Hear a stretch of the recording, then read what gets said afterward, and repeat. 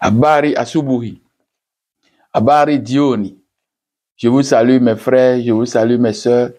C'est votre frère et je suis là pour m'entretenir encore avec vous pendant quelques minutes. Je suis là pour la deuxième partie du message que j'ai commencé la semaine dernière.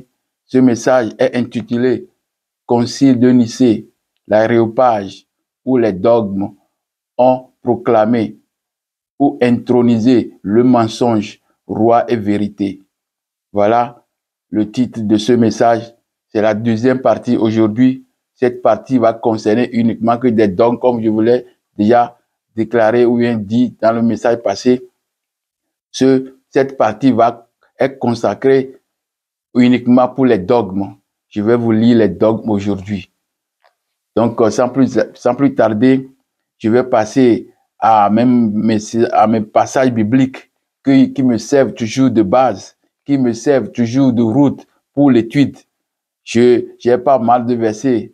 Les versets que j'ai aujourd'hui sont au nombre de 5. Le premier verset est tiré de Jean 8, verset 44. Le deuxième passage biblique est tiré du 1 Corinthiens 15, verset 24 et verset 27. Le troisième est tiré de Jean 10, verset 34 à 35. Le quatrième est tiré de Actes 17, verset 28. Et le cinquième, dernier passage biblique est tiré de Actes 7, verset 55. Voilà les 5 versets qui vont me servir de route aujourd'hui. Je vais vous lire le premier verset. Jean 8, verset 44. Vous avez pour père le diable et vous voulez accomplir les désirs de votre père. Il a été meurtrier dès le commencement et il ne se tient pas dans la vérité parce qu'il n'y a point de vérité en lui. Lorsqu'il profère le mensonge, il parle de son propre fond car il est le menteur et le père du mensonge. Le deuxième passage biblique est tiré de 1 Corinthiens chapitre 15, verset 24 et verset 27. Ensuite viendra la fin, quand il remettra le royaume à celui qui est Dieu et Père, après avoir détruit toute domination, toute autorité et toute puissance. Dieu, en effet, a tout mis sous ses pieds, mais lorsqu'il dit que tout lui a été soumis, il est évident que celui qui lui a soumis toutes choses est excepté. Le troisième passage biblique est tiré de Jean 10, verset 34 à 35. Jésus répondit, n'est-il pas écrit dans votre loi, j'ai dit, vous êtes des dieux. Si elle a appelé Dieu ceux à qui la parole de Dieu a été adressée, et si l'écriture ne peut être anéantie, celui que le Père a sanctifié et a envoyé dans le monde, vous lui dites, tu blasphèmes.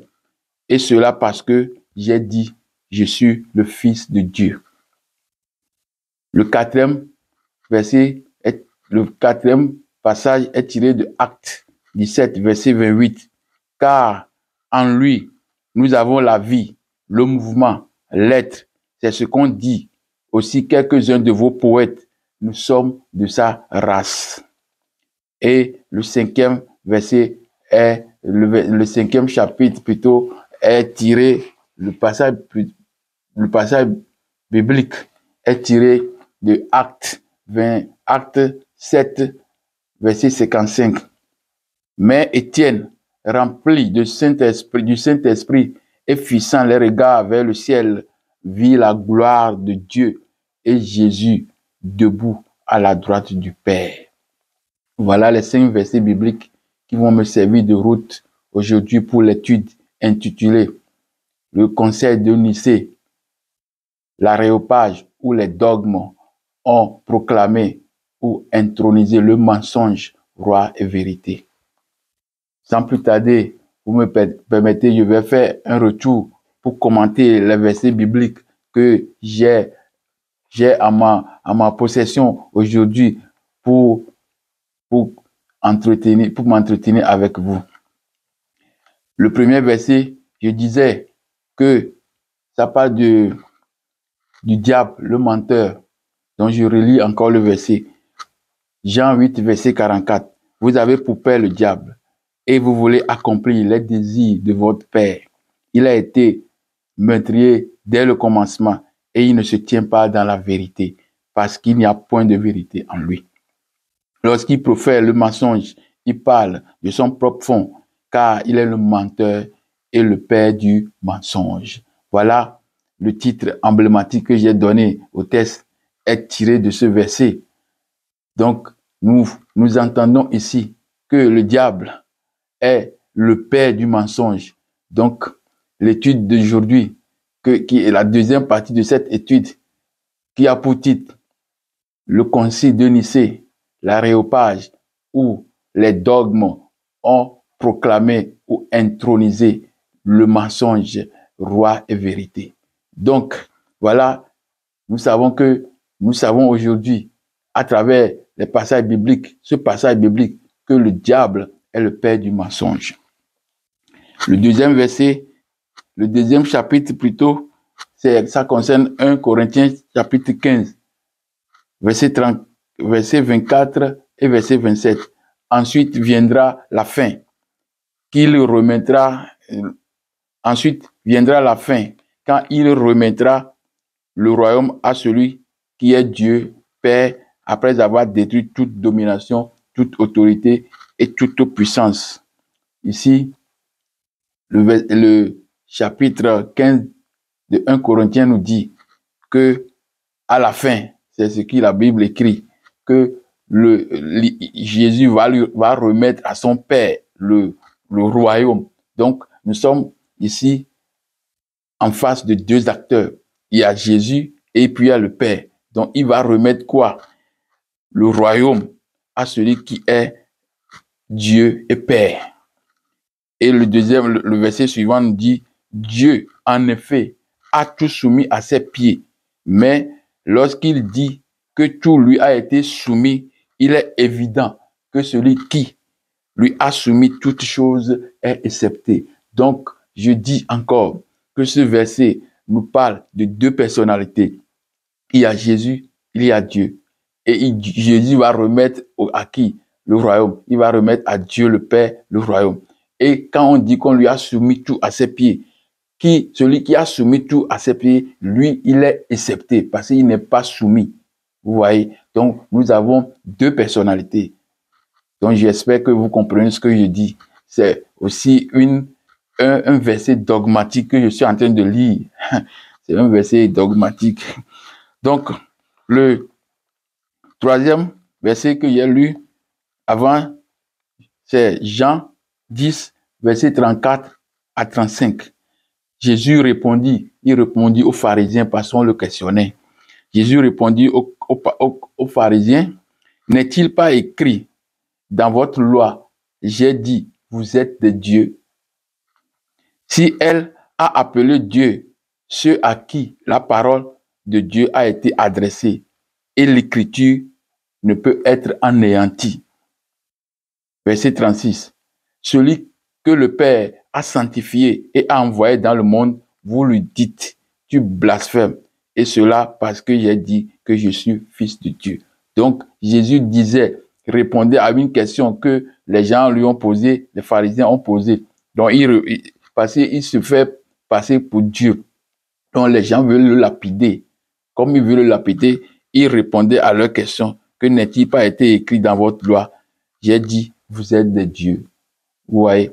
Donc, Jésus déjà reconnaissait les gens qui sont en face de lui, qu'ils sont des dieux. Ils sont des dieux. Donc, c'est encore un verset pour nous rappeler de certaines choses. Donc, je reviendrai sur ce verset par après. Le quatrième passage biblique, Acte 17, verset 28.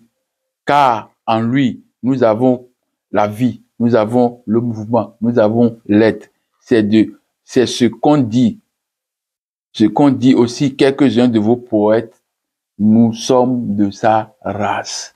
Donc ici, apôtre Paul, c'est acte. Apôtre Paul disait que nous avons reçu de Dieu quoi? La vie. Nous avons reçu de Dieu le mouvement. Nous avons reçu de Dieu l'être. Donc tout ça là, c'est ça que ils analysent et ils disent que vous êtes de la race de Dieu. Donc Jésus avait déjà même répondu que vous qui êtes en face de moi, vous êtes de Dieu. Et le dernier verset, c'est Acte 7, verset 55. Là, on tuait Étienne dans la Bible. Bon, c'est le récit biblique. Hein. Donc, nous devons prendre nos distances vis-à-vis de ces versets maintenant. Donc, c'est le verset biblique qui nous dit dans Acte 7, verset 55, mais Étienne, rempli du Saint-Esprit et fixant les regards vers le ciel, vit la gloire de Dieu et Jésus debout à la droite du Père. Et tu peux être un bras droit pour être à la droite de quelqu'un. Ou bien tu peux être un serviteur pour être à la droite de quelqu'un. Donc, ce verset nous confirme encore qu'il y a encore deux personnalités qui sont là même au ciel, quand le ciel s'est ouvert pour Étienne pendant qu'il va mourir. Donc le ciel est ouvert et il dit qu'il contemplait la gloire de Dieu et il a vu Jésus assis à la droite du Père. Vous voyez, donc jusqu'à présent, nous entendons dans ces versets bibliques qu'il s'agit de deux personnalités, alors que dans le dogme, on nous a dit que Dieu est le seul et unique. Voilà, nous reviendrons sur ces versets par après. Comme je vous ai déjà dit, cette deuxième partie de cette étude va traiter deux sujets. Les sujets concernant les dogmes, c'est-à-dire comment les dogmes sont définis au cours des siècles dans le christianisme. Si je parle du christianisme, cela englobe l'orthodoxe, englobe les évangéliques, les témoins de Jéhovah, l'église adventiste du 7e jour et tous les acolytes, tout ce qu'on a aujourd'hui comme église. Donc, tous ces gens-là ont fait allégeance à quoi? À qui? Au christianisme, c'est-à-dire aux décisions du concile de Nicée. Le deuxième, on va parler des versets qui s'opposent à ces dogmes. Donc, je dis que cette partie va traiter uniquement, va traiter trois thèmes. Et les thèmes, c'est ça que je suis en train de citer. Donc, le deuxième, c'est les versets bibliques qui s'opposent à ces dogmes. Et le troisième, les versets bibliques contradictoires, peu crédibles et voire même intenables quant à la question quant à la quête de la vérité. Et je peux finir aussi par les récits bibliques, oui, les récits bibliques qui soulèvent d'authenticité et vérité plutôt. Donc, les trois points concernent les dogmes, les versets bibliques qui s'opposent à ces dogmes, et le troisième, les versets bibliques contradictoires, peu crédibles, voire même intenables quant à la quête de la vérité. Et je termine par un petit point encore qui est le récit biblique, pour la plupart dichotomique, qui soulève d'authenticité et de vérité.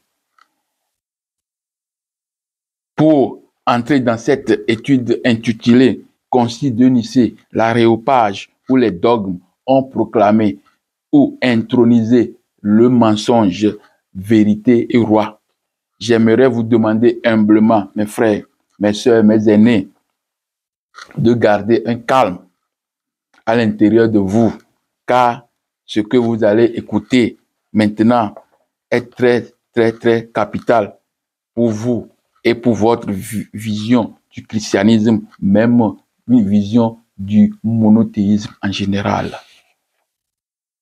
Tout d'abord, permettez-moi de faire ce rappel sur l'historique du dogme, C'est très important de connaître l'historique du dogme. Le dogme, d'abord, à ses débuts, est une opinion qui semble vraie, acceptable, qui n'est pas définitive. Mais au fil des siècles, l'Église a fait évoluer cette définition et l'a rendue définitive. Ce qui n'est pas le cas, car toutes les structures de la vie, toute communauté, tout organe de cette vie, que ce soit un organe politique, un organe économique, un organe social, tout est régi par un dogme. Ce sont des règles définies par chaque organe ou chaque structure sociale pour se gérer. Ces règles donnent la vie à l'organe, donnent la vie à la communauté. C'est pour être placé pour dogme. Dogme est compréhensible. Donc, dans l'historique, dogme est compréhensible, est explicable. Il est exempté, le dogme, normalement, dans son origine, est exempté de tout soupçon. Aucune structure de la vie de l'homme n'est épargnée. Tout vit grâce au dogme. Donc, quand on définissait la religion dans le paganisme, quand je faisais l'étude que j'ai terminée la fois dernière, quand je faisais cette étude, le patrimoine de l'homme noir, oui, le patrimoine de l'homme noir au secours de l'Empire romain et de sa nouvelle religion, quand je faisais ça, j'ai démontré le dogme. Donc ici, je suis en train de ramener cette partie encore. Aucune structure. Quand on parlait de religion, on a dit que c'est religare, c'est la relation avec Dieu, religare. Et d'autres ont dit encore religere. Donc c'est cette répétition. Le rythme qui est là, qu'on répète, qui devient un dogme. Donc tout ce que nous faisons dans la vie est régi par le dogme. Tout ce que nous faisons. Parce que quand tu es dans la restauration ou bien dans beaucoup de choses, la manière dont on fait les choses, quand tu es en train de faire, quand on t'amène, tu rentres, on t'initie. Et il y a des pratiques, des rites que tu dois faire, des manières de résoudre certaines choses, ou bien les manières les manières de faire dans l'organe là, on te montre. Donc, quand tu fais les choses, cette répétition, ça devient un dogme. Donc, c'est comme ça qu'on fait. Hein. C'est comme ça qu'on fait. Très d'habitude, c'est comme ça que nous faisons. Si tu fais comme ça, tu aboutis comme ça. Donc, c'est les manières là qui sont des dogmes. Et ces manières sont compréhensibles, sont explicables. Tu dois comprendre. Donc, au début, le dogme est compréhensible. C'est par après que le terme a évolué parce que les gens ont voulu, les détenteurs du pouvoir ont voulu le transformer. Il dérive plutôt le dogme, il dérive du grec dogma ou dokein, qui signifie décret, doctrine. Lui-même vient du verbe dokeo. En réalité, dokein, à l'origine, signifie sembler. C'est ça que je dis. Quand on dit que la chose semble, donc ça veut dire qu'on a ça, on peut l'expliquer, on peut comprendre. Donc c'est sembler. Hein? La signification grecque du dogme était donc distante de celle que nous avons aujourd'hui. Ce que nous connaissons aujourd'hui, nous pensons que c'est ça qui a été. Non, c'est modifié compte tenu de la passion, compte tenu de ce que les gens veulent faire du dogme. Donc, ils ont évolué cette définition, cette manière, ce dogme est évolué. Donc, le dogme que nous connaissons aujourd'hui est distant de celle que nous avons aujourd'hui. Elle indique plutôt une opinion, une possibilité, ce qui semblait vrai et non une vérité universelle. Vous voyez, on a fait du dogme qui semblait vrai, qui est explicable, à une vérité immuable, une vérité venant de Dieu, une vérité universelle. Vous voyez? Donc, c'est ces modifications qui sont toxiques à l'homme. On verra par après. Je rappelle encore que votre sénérité, votre calme est nécessaire pour la suite de ce message. C'est aujourd'hui que nous savons qu'un concile est convoqué par le pape. Aujourd'hui, nous savons qu'un concile, c'est de notre habitude. Ce qu'on connaît aujourd'hui, le concile est convoqué par le pape, le vicaire de Rome. Mais par le passé, le premier concile œcuménique est où le rassemblement de ces évêques ou de ces influents de la religion chrétienne était convoqué à Nicée, ville qu'on appelle Iznik en Turquie actuelle, par l'empereur Constantin, parce que Constantin vivait, a fait de cette localité son endroit, sa base. Donc, il a convoqué à côté de son siège, il a convoqué les évêques, les acteurs de la religion, il les a convoqués pour se réunir et décider de beaucoup de choses qu'il y a déjà énumérées dans le passage, dans la première partie. L'empereur Constantin, voulant sauvegarder plutôt le monothéisme biblique, chouchou de l'empereur, chouchou de l'empire, pour consolider son pouvoir. Donc, je vous dis, par le passé, comme nous connaissons aujourd'hui, que le concile est toujours convoqué par le pape, mais dans le passé, tous les conciles, la plupart des conciles sont convoqués par les empereurs.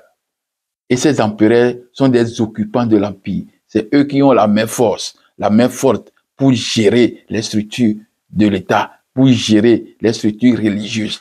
Donc, concile de Nicée, Constantin, concile de Constantinople, le premier concile, parce qu'il y a 1, 2, 3, 4, 5 conciles Constantinople. Et tous ces conciles de Constantinople sont convoqués toujours par l'empereur qui est là.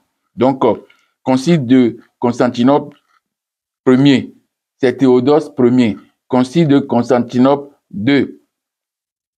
Et plutôt concile d'Éphèse, Théodore II. Concile de Chalcédoine, et c'est encore Théodore.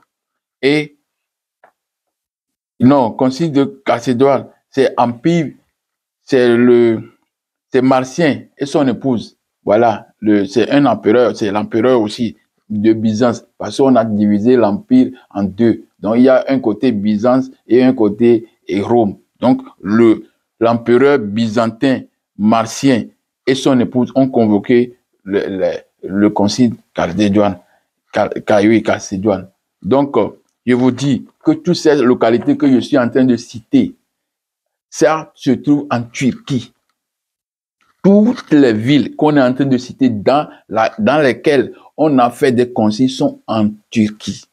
Et si l'Empire ottoman aussi s'est formé, et il a fait une organisation religieuse pour attaquer, parce qu'il savait que c'est à travers la religion que tu peux rassembler des gens. Donc, ils sont venus faire la guerre à l'Empire romain, et ils ont pris leur territoire là, cette base.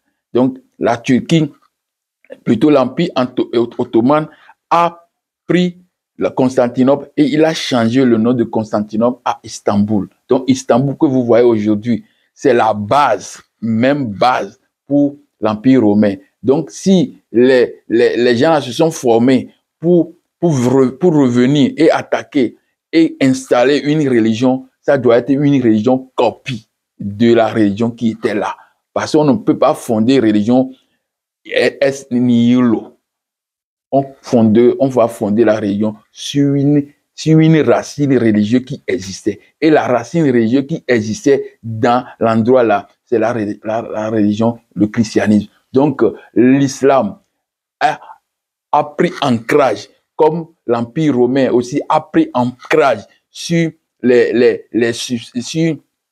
les éléments grecs, c'est pareil que l'Empire ottoman aussi a pris ancrage sur les éléments de l'Empire romain, c'est-à-dire le christianisme.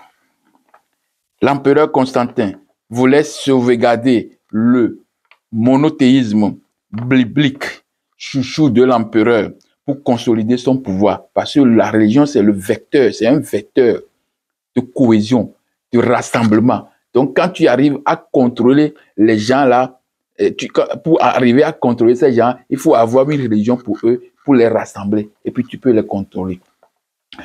Ce monothéisme qui a produit le monothéisme a produit le judaïsme, et le judaïsme produit le christianisme, et par après l'islam. Non?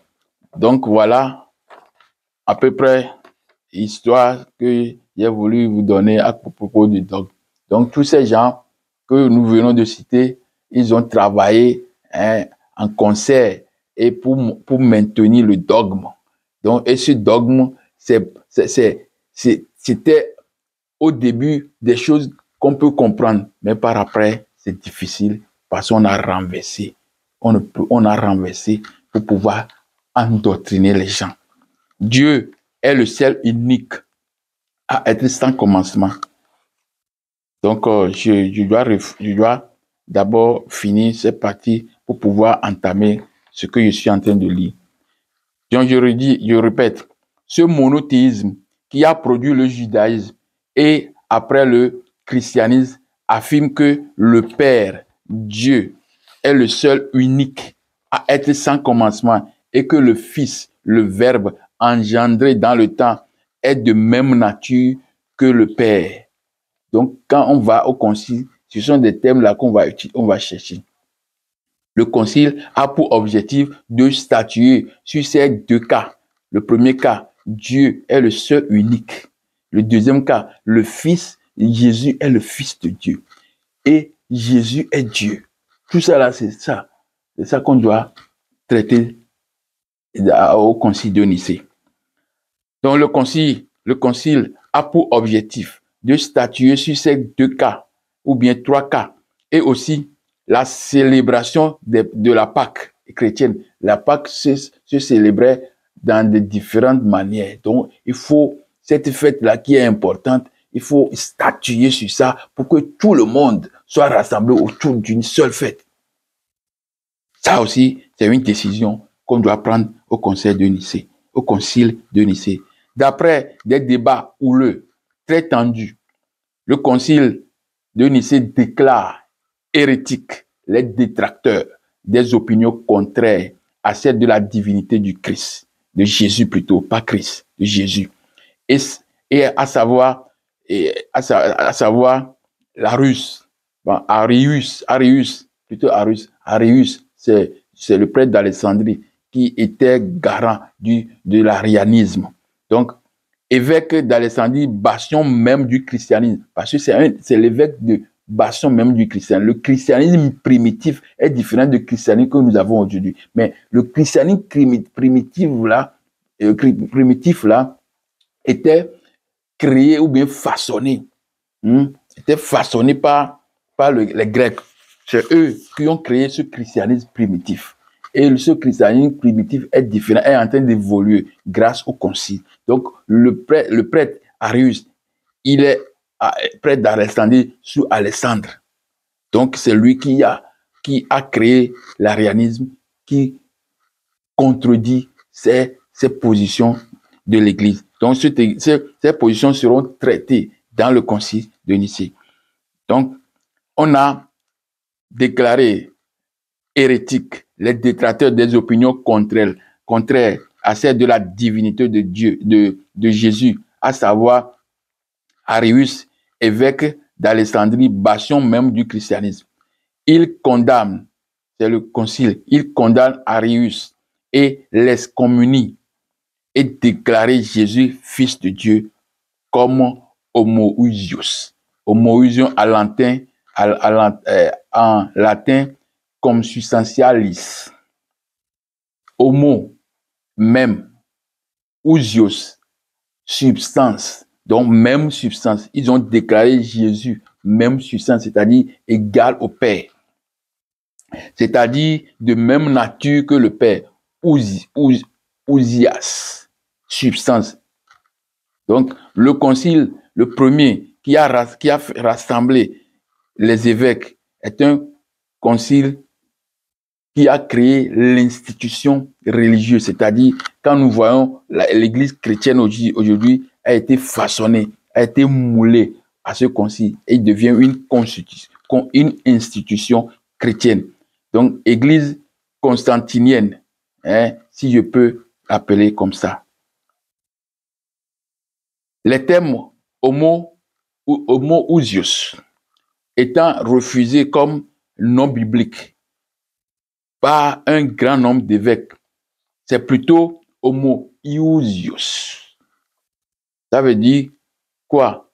Il y a homoousios et homoiousios. C'est seulement la lettre I, iota, la lettre I, la petite lettre là, qui signifie, qui est diminutif. C'est ça qu'on a, qui est normalement dans les écrits du christianisme primitif.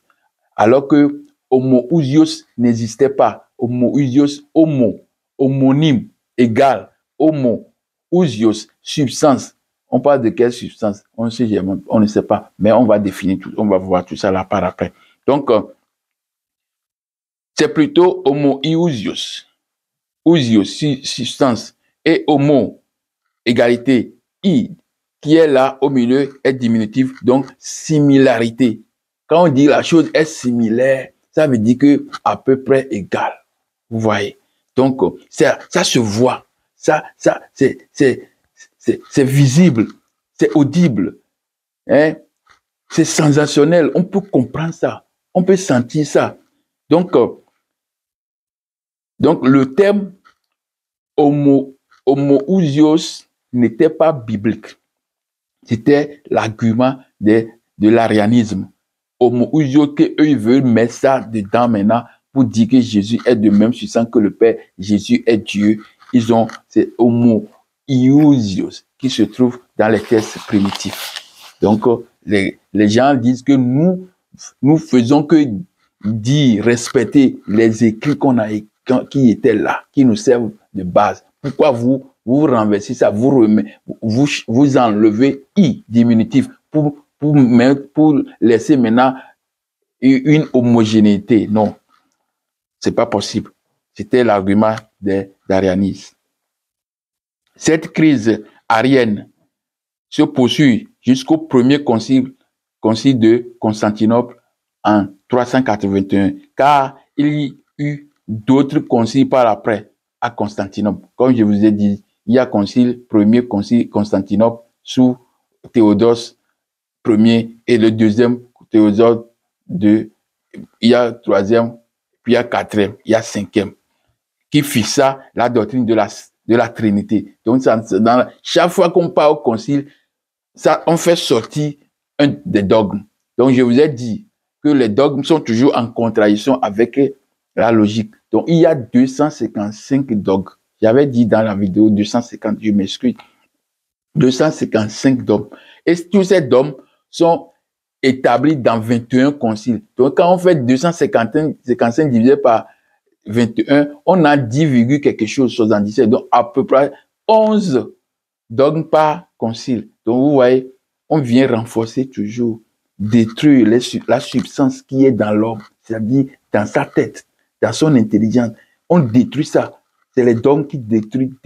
Chaque fois, on fait 10 dogmes par concile. C'est pas normal. C'est pas normal. Donc, c'est au concile de Constantinople, premier concile de Constantinople, que la doctrine de la Trinité, un seul Dieu, en 3 hypostases, personnes, égales entre elles. C'est là-bas qu'on a pris cette décision au premier concile de Constantinople. La profession de foi, symbole de foi, Nicée, Constantinople devient l'affirmation officielle de la foi chrétienne. Donc, il devient l'affirmation de la foi chrétienne. et catholique. Je vous rappelle que les dogmes sont toujours en conflit avec la raison et l'intelligence. Ils ne sont pas basés sur la logique parce qu'ils ne s'expliquent pas. Donc, si l'Église a beaucoup de dogmes, vous voyez comment le fidèle chrétien sera perdu. Il sera totalement perdu. Il y a en tout 255 dogmes pris au cours de 21 conciles, mais l'Église retient 21 dogmes principaux que le croyant ou le fidèle est obligé d'accepter. Ils sont alors condensés dans le credo des apôtres. Le credo est la base de la profession de foi chrétienne et surtout chrétienne catholique. Il a subi des variations significatives à l'occasion du concile de Constantinople sous l'empereur Théodose Ier ou Théodose le Grand en 381. Je vous informe que l'empereur Théodose Ier est un soldat et chrétien qui a régné sur l'empire entre 979 et 379 et 395. Son règne fut marqué par une politique religieuse favorable à la variante du christianisme promue au concile de Nicée en 325, au détriment des partisans de la doctrine arienne. Voilà le récit qui concerne le dogme, la variation, la manière dont le dogme a évolué pour devenir des paroles de Dieu, des paroles incontournables, des paroles déposées, canons, comme ils ont aussi des canons. Canons, ça veut dire la base. Vous voyez? Donc, quand nous chantons, moi-même, je fais partie, je vous avais chanté ça la fois dernière, moi-même, je fais partie intégrante. Je chantais le credo sans savoir que je suis en train d'être endoctriné. Voilà le cerveau qui va te permettre d'avoir de la logique pour être en connexion avec Dieu, qui est Dieu de vérité. Cette logique est extirpée en toi et tu deviens quelqu'un qui perd la route pour aller même vers Dieu. Comment tu peux aller vers Dieu si tu n'as pas de l'intelligence, si tu n'as pas de la sagesse, si tu n'as pas de la connaissance? Tu vas te perdre. Donc c'est l'état dans lequel l'Église, les fidèles, les chrétiens, tout confondu, se trouvent aujourd'hui. Quand tu leur parles même de la vérité, il écoute et il se dit, il ne comprend pas. Parce qu'il ne peut pas comprendre. Ils n'ont pas la logique en eux. Ils n'ont pas les sens qui leur permettra de comprendre les choses. Ils n'en ont plus. Donc, tout ce qu'ils connaissent, c'est ce qu'on a déjà déposé en eux. Donc, voici les 21 dogmes résumés dans les mots du credo récité ou chanté tous les jours au cours de la messe catholique. 1. Je crois en un seul Dieu. Voilà, nous sommes entrés dans le vif du sujet. C'est très important. Restez calme et écoutez ce qui va se passer maintenant. Je crois en un seul Dieu, Dieu unique, donc unicité de Dieu, Trinité de Dieu en 3 personnes. 2. Le Père Tout-Puissant, première personne de la Trinité, créateur du ciel et de la terre, et de l'univers visible et invisible. Toute la création est attribuée à Dieu. Ça, on ne refuse pas. Donc, Dieu, le seul, je crois en un seul Dieu, le Père Tout-Puissant, créateur du ciel et de la terre, l'univers visible et invisible. Tout ça là, on attribue toute la création à Dieu et à Dieu seul. On reviendra dessus. Je vais revenir, je vais seulement lire. Je crois en un seul Seigneur, Jésus-Christ, le Fils unique de Dieu. Jésus, la deuxième personne de la Trinité, reconnu en tant que tel au concile de Nicée en 325.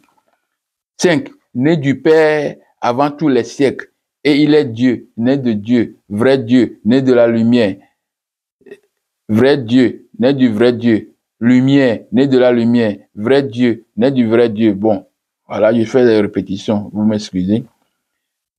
Jésus, en tant que deuxième personne de la Trinité, procède de Dieu avec qui il maintient un rapport père-fils. 6. Engendré, non pas créé, de même nature, et par lui tout a été fait. De même nature que le Père plutôt, et par lui tout a été fait. La nature divine dans la personnalité de Jésus, consubstantielle au Père, de même nature que le Père. Je vous ai déjà parlé de ça en haut. 7. Pour nous les hommes et pour notre salut, il est descendu du ciel. La mission de Jésus était de vous sauver, de nous sauver. Il est descendu du ciel pour nous sauver. 8. Par l'Esprit Saint, il a pris chair de la Vierge Marie et s'est fait homme. Marie est mère de Dieu. Aseta Mout Necher. En Égypte, il y a déjà le mot là. Aseta Mout Necher. Aseta, mère de Dieu. Donc, ce terme mère de Dieu est revenu dans le numéro 8. Par l'Esprit Saint, il a pris chair de la Vierge Marie et s'est fait homme. Conçu sans péché originel et vierge avant et après l'accouchement. Vous voyez? Donc, Marie est vierge avant et quand Jésus est sorti, il est encore vierge. Vous voyez? Le dogme de la naissance virginale de Jésus fut proclamé pendant le deuxième concile de Constantinople à 553. Donc, en 553, au concile de Constantinople, on a décidé que Marie est mère de Dieu. Aseta Mout Neche. Aseta, mère de Dieu. Ça, c'était en Égypte depuis. 9. Crucifié pour nous sous Ponce Pilate. Jésus est sacrifié par les hommes avec une libre action d'amour. Un libre acte d'amour, pas action. Libre acte d'amour. 10. Il souffrit sa passion et fut mis au tombeau. Il ressuscita le troisième jour conformément aux Écritures. Je vous ai déjà dit que Jésus n'est pas ressuscité le troisième jour. Ça, on viendra après là-dessus. Mystère de la mort, descente aux enfers et la résurrection s'ensuit de Christ. 11. Et il monta au ciel et il est assis où? À la droite du Père. Ascension de Jésus au ciel. Corps, âme. Quand nous lisons 1 Corinthiens 15, bon, ça, on viendra là-dessus.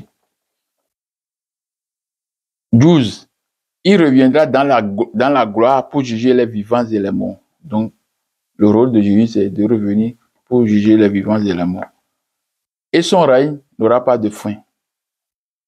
Envoyé par le Père et par le Fils, comme d'un seul principe, l'Esprit Saint les procède par le biais d'une seule et unique expiation. Donc, nous serons envoyés par le Père pour purifier ou bien pour nous effacer nos péchés.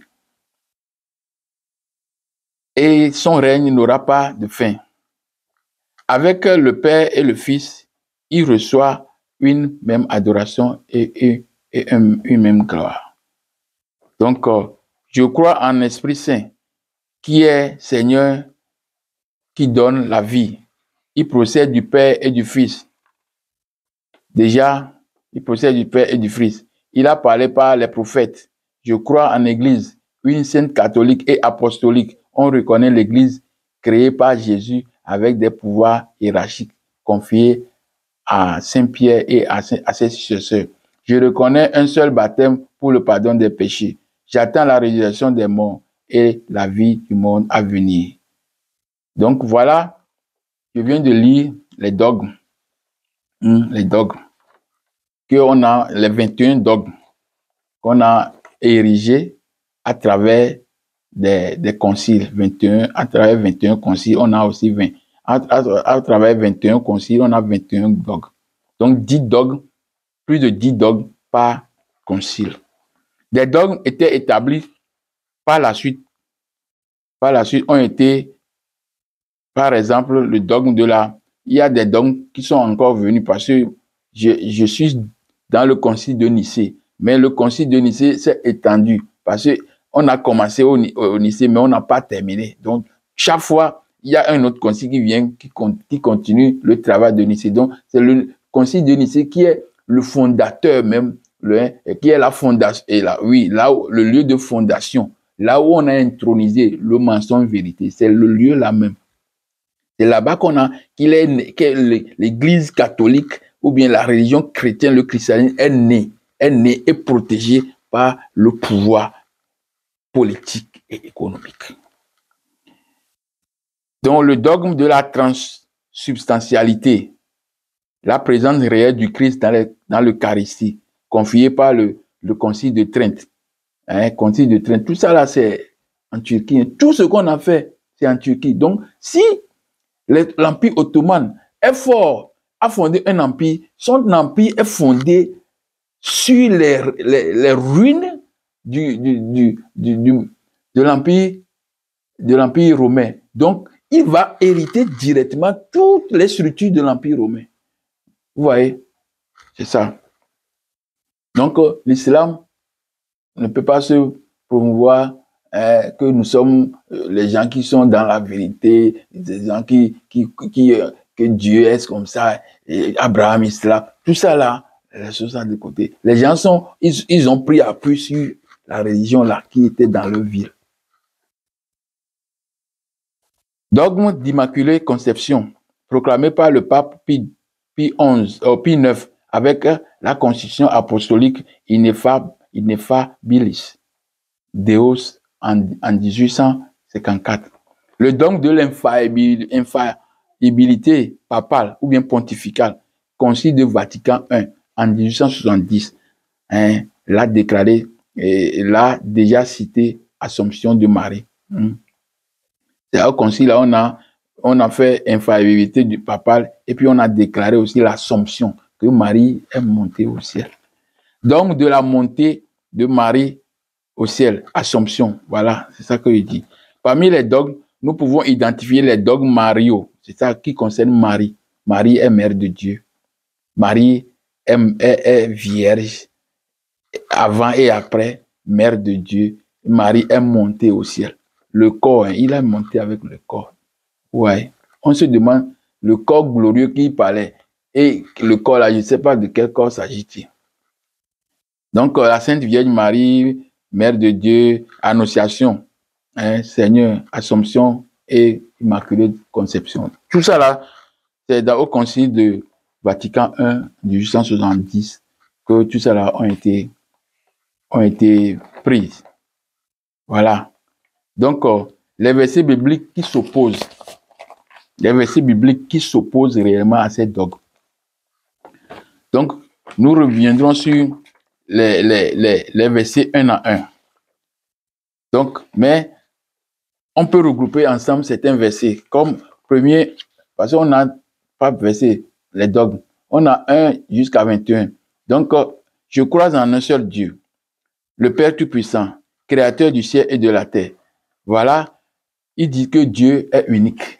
Alors que j'ai déjà montré dans ma vidéo, déjà, avec l'étude concernant Zoom sur la gestion de l'humanité par des divinités sous l'auspice du Créateur, c'est-à-dire sous l'auspice du Créateur dans toute cette diversité, Donc, Dieu n'est pas unique. On a un seul Dieu, mais il n'est pas le seul unique Dieu. Parce que j'ai déjà lu beaucoup de versets. Je crois en un seul Dieu. 1, 2, 3 sont regroupés pour montrer que Dieu n'est pas unique. Il y a beaucoup de dieux autour d'un Dieu.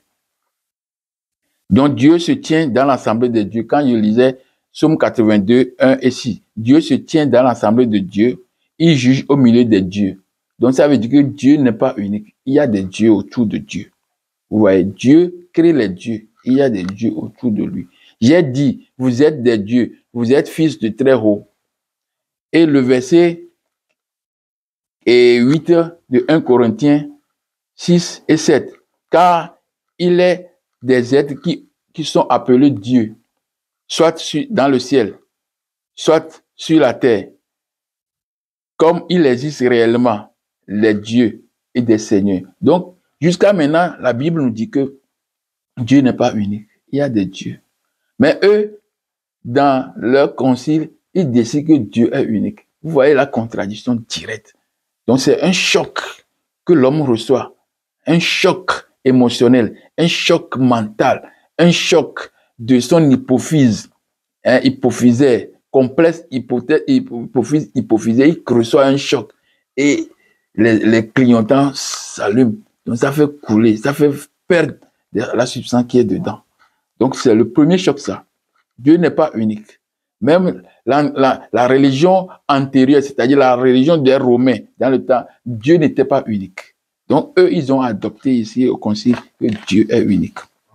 Mais les versets bibliques, ici, Psaume 82, versets 1 et 6, 1 Corinthiens 8, versets 5 et 6, prouve le contraire. Donc, Dieu créa la terre et le ciel. Oui, Dieu a créé la terre et le ciel. Là, Dieu qui s'est sorti de l'abîme, sorti de lui-même, a créé le ciel et la terre. Donc, la Trinité, 3, je crois en un seul Seigneur, Jésus-Christ, le Fils unique de Dieu. Donc, ici, on dit que Jésus est le seul unique et Fils de Dieu. Comment Jésus peut être le seul et unique Fils de Dieu? Si nous lisons certains versets bibliques qui nous disent, déjà quand j'ai lu Jean 10, verset 34 à 35, donc même on peut commencer Jean 10, verset 31 à 35. Donc, quand les Juifs voulaient lapider Jésus, Jésus leur dit que vous, l'Écriture a dit que vous êtes des dieux. Vous êtes des dieux. Et apôtre Paul, oui, c'est comme ça on l'appelle. Apôtre Paul dit que vous êtes de la race de Dieu. Vous voyez? Donc, il y a des versets bibliques qui montrent, qui prouvent que Jésus n'est pas le seul fils de Dieu. Jésus n'est pas le fils de Dieu. Je vais lire encore Romains 8, versets 16 à 17. Romains 8, je vais voir ça rapidement ici. Romains 8, versets 16 à 17. Romains 8, versets 16 à 17. Ok. L'Esprit lui-même, à partir de Romains 8, verset 14, verset 16 à 17. Car tous ceux qui sont conduits par l'Esprit de Dieu sont fils de Dieu. L'Esprit lui-même rend témoignage à notre esprit que nous sommes enfants de Dieu. Vous voyez? Or, si nous sommes enfants de Dieu, nous sommes aussi héritiers de Dieu et co-héritiers de Christ. Donc, je ne veux pas lire le reste, parce que ça n'a pas beaucoup, c'est encore dogmatique. Je peux lire. Si toutefois, nous souffrons avec lui afin d'être glorifiés avec lui, avec qui? Avec Christ. Est-ce que Christ était à droite du Père? Il a dit dans l'autre vidéo que Osiris, c'est lui qui est assis sur le trône. Jésus est arrivé, il ne peut pas s'asseoir sur le trône parce qu'il y a un seul trône. Osiris est déjà assis sur ça. Donc, soit il est bras droit ou bien il est bras droit ou bien serviteur zélé. Vous voyez? Donc, le Saint-Esprit, l'Esprit, nous avons reçu un souffle de Dieu parce que, je relis encore, je crois en un seul Seigneur Jésus-Christ, le Fils unique de Dieu. Donc, je montre ici que Jésus n'est pas le seul Fils unique de Dieu. Nous sommes tous enfants de Dieu. Beaucoup de versets nous disent, 1 Jean, verset 3, 1 Jean 3, verset 1 à 2. Vous voyez quel amour le Père nous a témoigné pour que nous soyons appelés enfants de Dieu. Et nous le sommes. Nous réclamons enfants de Dieu. Au même moment, nous disons que quelqu'un particulier est fils de Dieu. Alors que nous tous, nous sommes fils de Dieu. Nous sommes des héritiers de Dieu. Et nous sommes co-héritiers avec Christ. Si nous sommes co-héritiers avec Christ, est-ce que lui, il est seul maintenant fils unique? Vous voyez cette illogique qui est là. Nous sommes là et quelqu'un se réclame fils de notre Père. Et nous, on va le laisser parler comme ça. Ce n'est pas normal. Vous ne voyez pas? Ce n'est pas normal. Tu continues, mes frères, mes sœurs. Il y a beaucoup de papiers, de documents. Donc, je crois en un seul Seigneur. C'est ça qu'il vient de dire. Quand on lit même Galates 3, verset 26. Car vous êtes fils de Dieu par la foi en Jésus-Christ. Nous ne sommes pas fils de Dieu par la foi en Jésus-Christ, non. Nous sommes fils de Dieu par Dieu lui-même, parce que nous avons reçu, nous ne sommes pas devenus fils de Dieu par Jésus-Christ, non. Nous sommes fils de Dieu par Dieu lui-même, car celui que nous avons reçu, nous avons reçu de l'Esprit de Dieu. Et cet Esprit de Dieu, c'est ça qui nous donne la vie, qui nous donne le mouvement, qui nous donne l'être. C'est pourquoi on nous dit que nous sommes de la nature de Dieu. Donc, nous sommes fils déjà de Dieu. Donc, c'est pas que nous sommes devenus fils par Jésus-Christ. Non, nous sommes tous, y compris Jésus même, fils de Dieu. Galates 2, verset 7. L'Éternel Dieu forma l'homme à la poussière de la terre. Il souffla dans ses narines de souffle de vie. C'est ça qu'eux-mêmes ils écrivent. C'est juste pour montrer certaines choses qu'on a écrit ces versets. Mais ça vient nous confirmer encore ce qu'on doit dire. C'est-à-dire qu'on a reçu le souffle de Dieu. Et nous sommes, quand on reçoit quelque chose de toi, on est Dieu. Ouais. Donc, c'est ça. Né du Père avant les siècles. Il est Dieu, né de Dieu, lumière, né de la lumière, vrai Dieu, né du vrai Dieu. Jésus n'est pas là avant le siècle de toutes choses, avant le début plutôt de toutes choses. Jésus n'est pas là avant le début de toutes choses. Non. Jésus n'est pas là. Il n'est pas là avant le début de toutes choses. Il est là parce qu'il a été engendré. Donc, mes frères, mes sœurs, je vais faire un petit arrêt ici et je reprends bientôt pour traiter ce sujet que j'ai déjà commencé, c'est-à-dire les dogmes. Donc, je suis sur la 5e ligne, c'est-à-dire né du Père avant tous les siècles. Il est Dieu, né de Dieu, lumière, né de la lumière, vrai Dieu, né du vrai Dieu. Donc, je reviens un moment pour recommencer à cet endroit. Je vous en prie, à tantôt.